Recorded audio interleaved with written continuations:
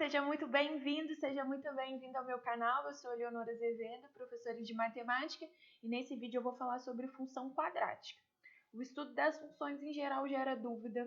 É normal você demorar a entender, é normal você demorar a ter segurança para fazer questões de função, mas é importante você treinar. A minha ideia aqui hoje é passar os conceitos principais da função quadrática, já ir organizando o seu resuminho e se organizando para você entender o principal da função quadrática, como que pode ser cobrado de você, e é fundamental que ao final da aula você estude muito, que você faça muitas questões, tá? Mas vamos começar aqui. Primeira coisa que a gente tem é a lei de formação da função quadrática. Assim como a gente estuda a função afim, a gente vai estudar a função quadrática. Primeiro item que a gente tem aqui, lei de formação. Quem que é a minha lei de formação? Ó, f de x igual a ax quadrado mais bx mais c. Isso é a lei de formação de uma função quadrática. A gente coloca assim, ó, com um a diferente de zero. Já te explico o porquê disso. Vou colocar aqui um exemplo para você entender. Isso aqui é uma função quadrática, ó, f de x igual a x ao quadrado menos 5x mais 6. Isso é um exemplo. Olha aqui que eu tenho x ao quadrado, um termo que acompanha o x e o termo independente. Essa vai ser a nossa ideia. Se eu quiser destacar aqui, o a é o termo que acompanha o x ao quadrado, no nosso caso é 1. O b é o termo que acompanha o x, no nosso caso é o menos 5. E o c é o termo independente, o que não tem x. No nosso caso aqui é o 6.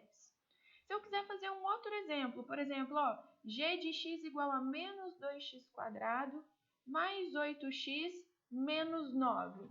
Também é uma função quadrática. Quem que eu vou ter aqui? O a é igual a menos 2, o b é igual a 8 e o c, que é o termo independente, igual a menos 9. Vou colocar aqui um outro exemplo, uma outra função. h de x igual a x ao quadrado menos 5. O que eu vou ter aqui? Ó? O a é o termo que acompanha o x ao quadrado. Lembra que quando a gente não tem nada ali, é o 1 que está multiplicando. Então, o a é igual a 1. Deixa eu voltar meu x ao quadrado aqui. O b é o termo que acompanha o x. Observe, então, que eu não tenho. O b, ó, lá na lei de formação, é o termo que acompanha o x. Se eu não tenho x, eu coloco que o b é igual a 0. E o c é o termo independente, cuidado que o sinal vai junto, menos 5. Outra funçãozinha aqui, m de x. Se eu tenho, por exemplo, ó, x ao quadrado menos 8x. Quem que é essa minha função? O a é o termo que acompanha o x ao quadrado, o b é o termo que acompanha o x, o c, nesse caso, a gente não tem. Então, o c é 0, não tem problema, é função do mesmo jeito. Agora, se eu quero fazer essa função aqui, por exemplo, ó, o que seria isso? O a igual a 0, porque eu não tenho o termo que acompanha o x ao quadrado. Só que aí isso daqui não é uma função quadrática. Para eu ter uma função do segundo grau, para eu ter uma função quadrática, eu tenho que ter o x ao quadrado e ele tem que ser o maior. Não vale também, ó, ter um x ao cubo. Também não é função quadrática. Tá? Então, essa é a nossa primeira definição. O que garante que é uma função quadrática? Tem que ter o x ao quadrado e não pode ter um expoente maior que ele. X ao cubo, x à quarta e assim por diante. Ah, Leonor, mas não tem problema o b e o c ser 0? Problema nenhum. A diferença está no a, ó. O a que tem que ser diferente de 0. A nossa restrição está ali. Essa é a nossa primeira ideia. Então, aqui coloquei vários exemplos. Por enquanto, a gente não vai resolver isso. É só para você entender essa lei de formação. Segunda coisa que pode pedir para a gente são as raízes. E aí eu quero que você grave uma coisa. Toda vez que estiver pedindo raiz de uma função, qualquer que seja a função, é pegar a lei de formação e fazer ela igual a 0. Então, no nosso caso aqui, ó, vai ser ax quadrado mais bx mais c igual a 0. Eleonora, isso é uma equação do segundo grau. Sim, é uma equação do segundo grau. E lá na equação do segundo grau, a gente tem aquela ideia que a gente fala que é o estudo do determinante. Vou colocar aqui, ó, estudo do determinante. determinante? O determinante, na verdade, é o delta. Olha o que vai acontecer com o nosso estudo do determinante, ó. Vou colocar assim, delta. O que pode acontecer? Lembra que quando eu vou calcular as raízes de uma equação do segundo grau, eu tenho que usar a formulinha de delta. B ao quadrado menos 4ac. Tenho que usar essa fórmula. Essa fórmula determina para a gente como vão ser as raízes da nossa equação. Lembra que o normal, vou dizer assim, numa linguagem mais popular, se é uma função do segundo grau, era para ter duas raízes. Mas nem sempre isso acontece. A gente viu isso lá na nossa aula de equação do segundo grau. Se precisar, revisa essa aula. Eu vou deixar aqui na descrição do vídeo onde está essa aula.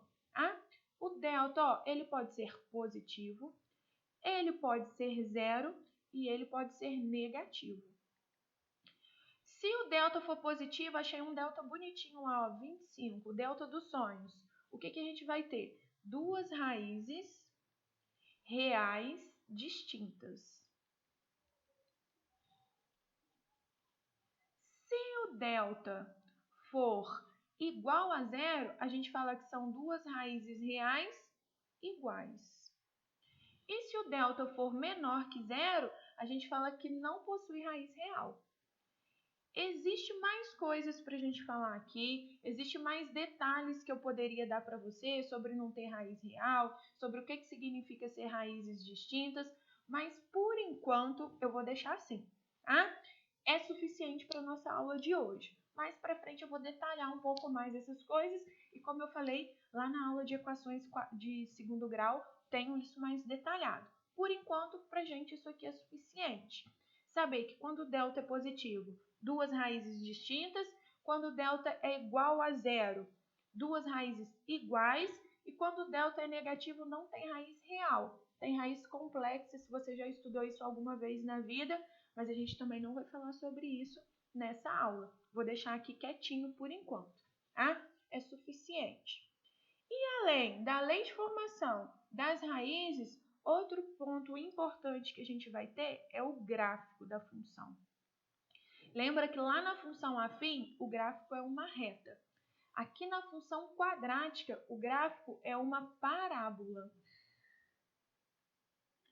Lá na função afim, lembra o seguinte, olha quem que é a função afim. Ax mais b. Se o a é positivo, a minha reta é crescente. Se o a é negativo, a minha reta é decrescente. Isso é lá na função afim. Aqui na função quadrática, como que vai ser isso? É uma parábola.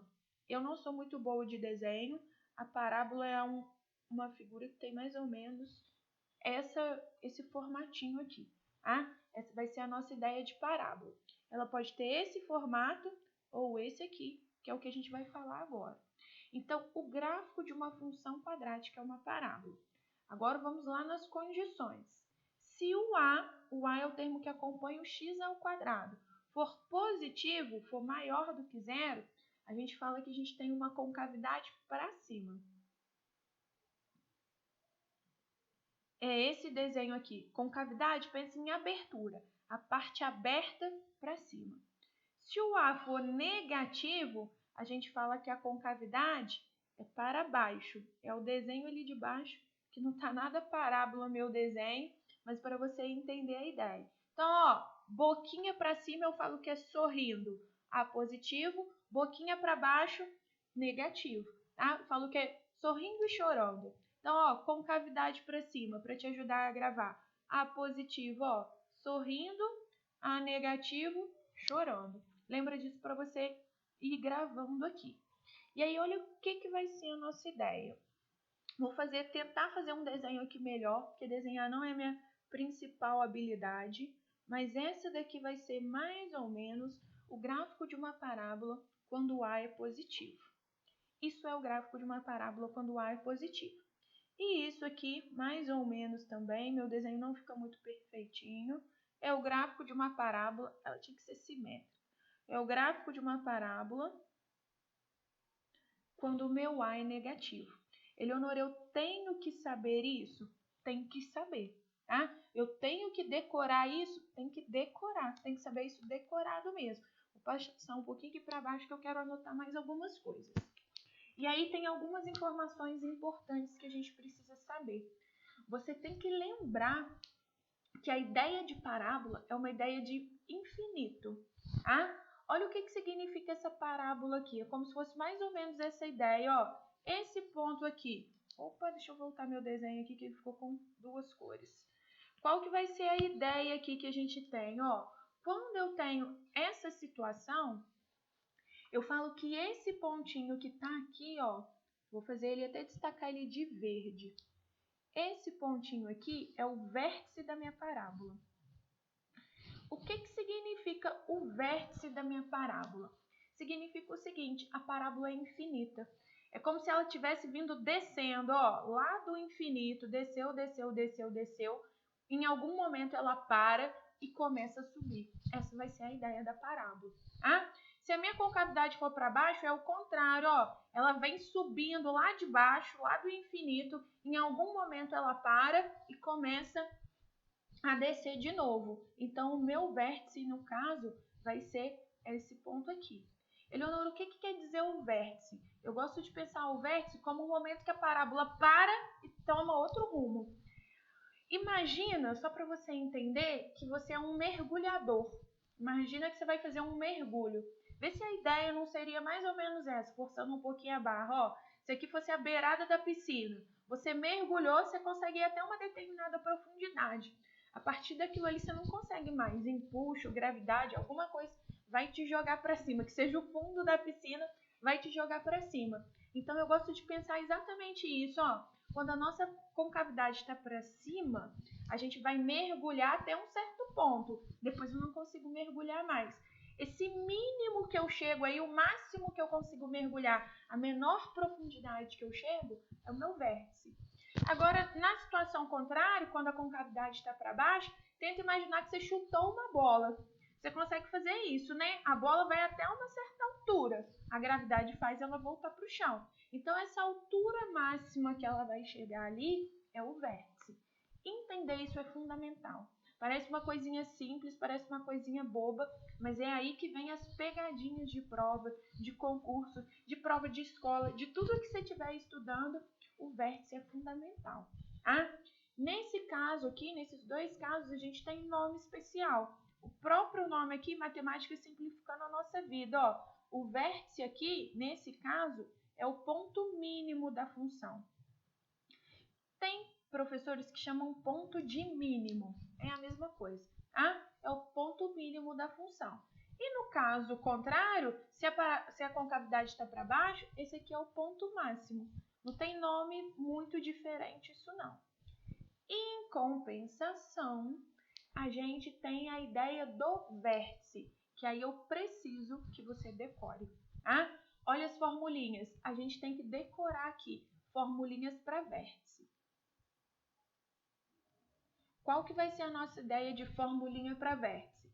X do vértice menos B sobre 2A e Y do vértice menos delta sobre 4A. E aí a gente precisa decorar isso, tá? Eu vou fazer alguns exemplos aqui para você entender como que a gente vai fazer, como que a gente vai atuar com isso. Mas é fundamental que você decore mesmo essas fórmulas, decore essas coisas. Por último, eu vou colocar aqui para você o ponto de encontro, o ponto de interseção,